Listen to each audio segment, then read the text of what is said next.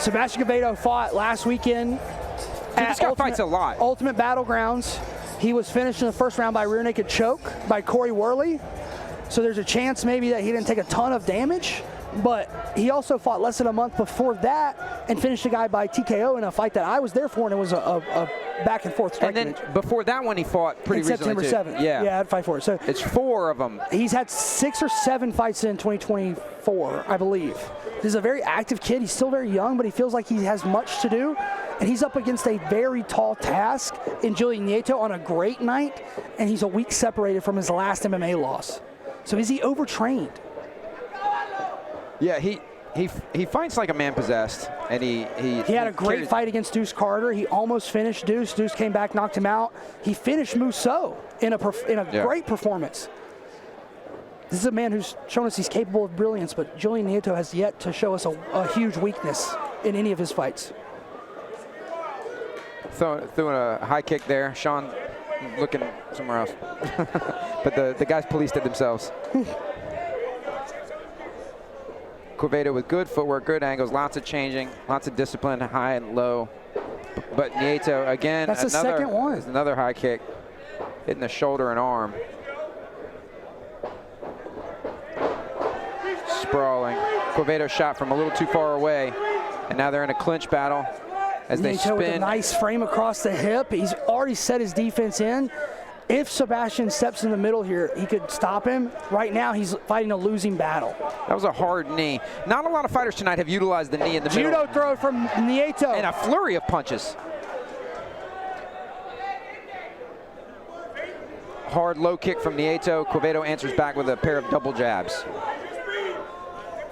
Yeah, if Nieto sets that up with a hand strike first, it could be more devastating. Sebastian kind of had time to plant his foot and turn it. Wow. Nice entry, not so bad on the entry was Quevedo that time, and he flattens him. That was a slick chain of a kick into a takedown. That's a very, very, very slick thing to do. Oh, and he's going for like a high twister. Okay, nice crossface from Quevedo. He's going to try to take the underhooks out of it. He's passing intelligently so far, but now Nieto finds himself in a nice deep half. Turns it into a knee shield. He's going to try to use it to get up immediately. That's great work. And he gets spiked into a guillotine. Nope, a triangle is what's going to end up happening. Yeah, he's worried about the guillotine right now. Doesn't even maybe realize he's in high guard. He's going to try to crowd this ankle right here. Yeah, he cannot let that left ankle out of Quevedo. Quevedo's buying his time. He's if that left ankle, it's going to get locked up. He's looking at he's posturing. He doesn't look like he's freaking out. Yeah. Sebastian's trying to switch out. Sebastian's inverting, tried to go to K-guard. Nieto says, come on, let's go.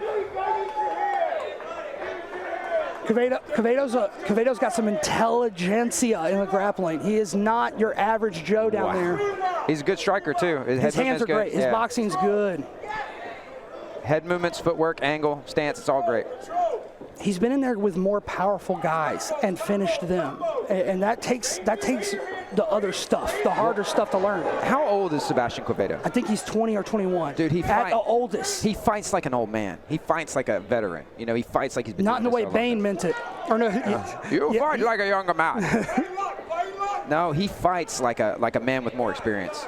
Yeah, I mean, like I said, a lot of fights this year, and he's with a team that's cornered thousands. Mixing up, changing levels, grabbing that lead leg, touching that leg. That's just high-level stuff. Hard shots. That's like not the first time tonight, guys. Snakes decided the round is over, so it's over now.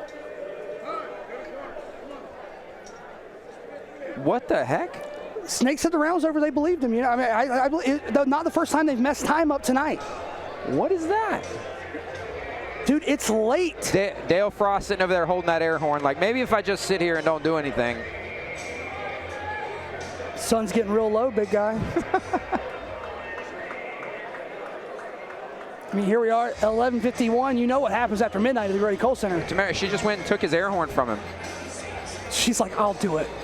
I'll do it myself. Spanos. She just took the air horn from him.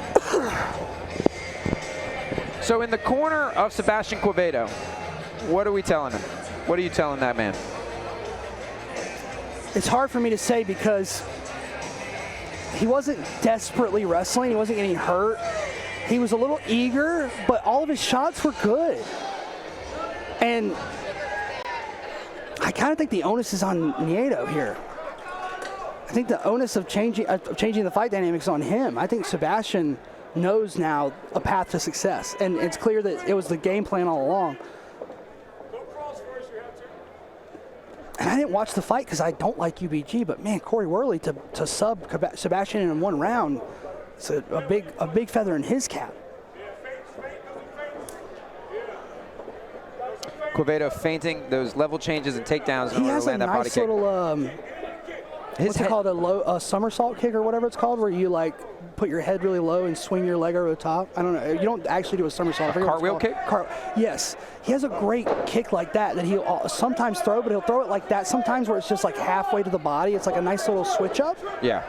But he can't throw it obviously here tonight. But when we're in South Carolina, I see him throw kind of that style. Ooh, threading that out, trying to battleborn the battleborn fighter with the outside trip, and now he's looking for the judo throw.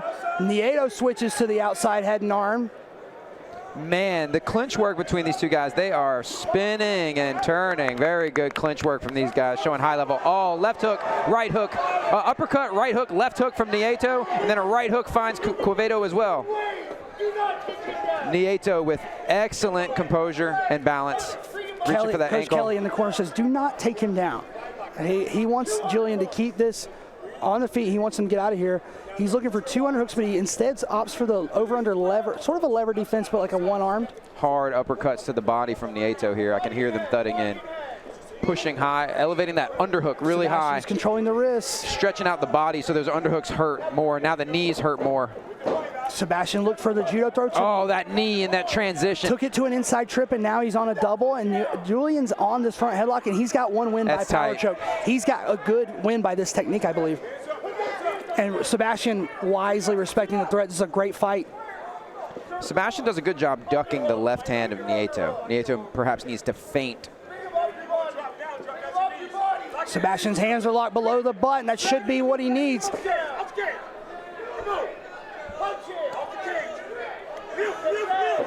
He's looking for that outside trip. He lost the lock. He lost the lock.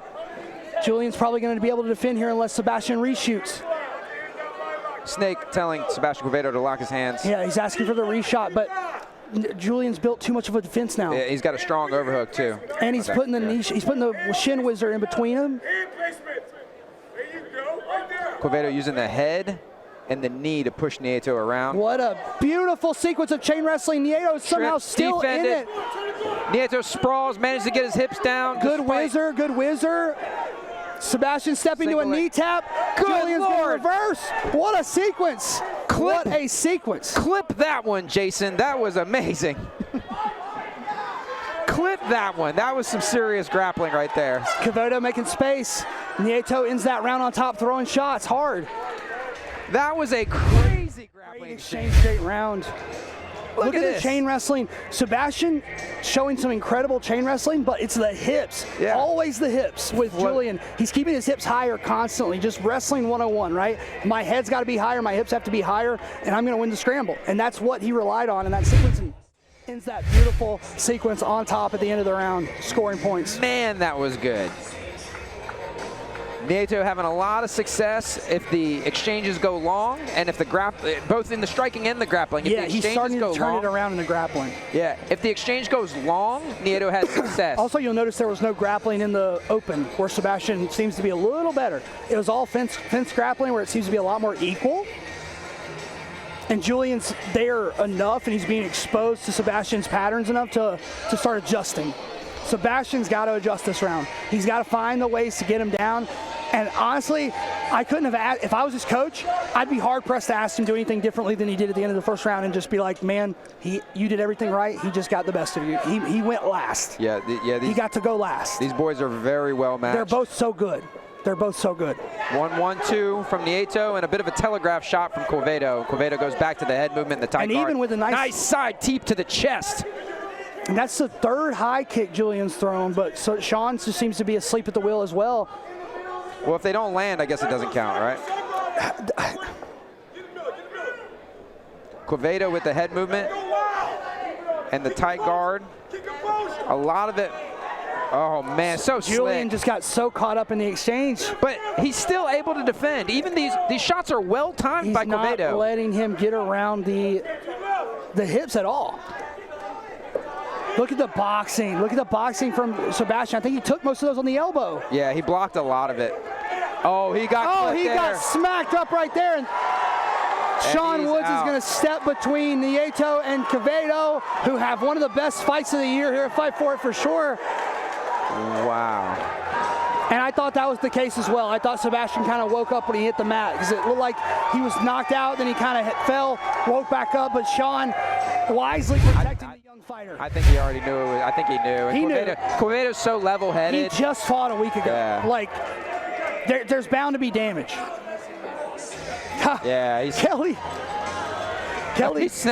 grabbed him, hugged him, and said, "Hey, man, congratulations, but you got to listen a little better." Yeah.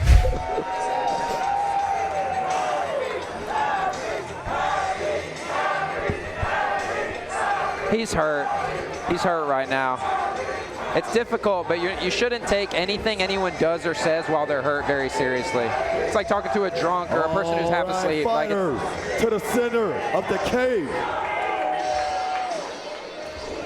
Man, unfortunate turn of events for Sebastian Quevedo during a very competitive, very even matchup.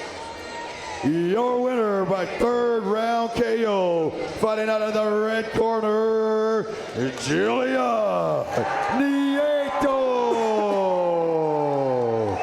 Julian Nieto victorious by TKO.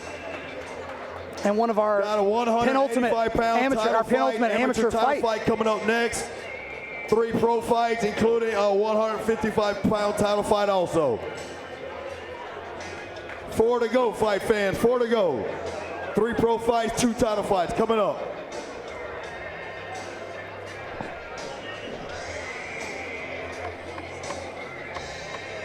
Now check out the story behind this upcoming title fight. We've got